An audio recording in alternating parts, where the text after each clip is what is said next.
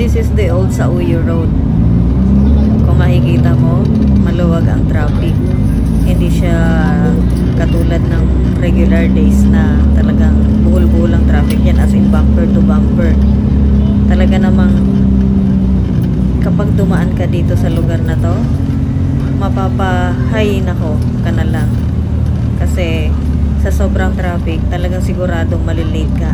Kapag papasok ka sa trabaho, mapalabas man o mapapasok sa ng Novaliches, kailangan maglaan ka ng medyo mahaba-habang oras.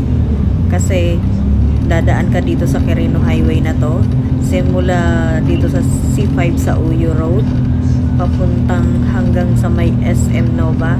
Ako sigurado, matatraffic at matatraffic ka. Sabi nga ng ibang mga hugot, kung gusto mong makasama ng matagal-tagal mahal mo sa biyahe, idaan mo ng Quirino Highway dito sa Uyo Road. Sigurado, solve ka.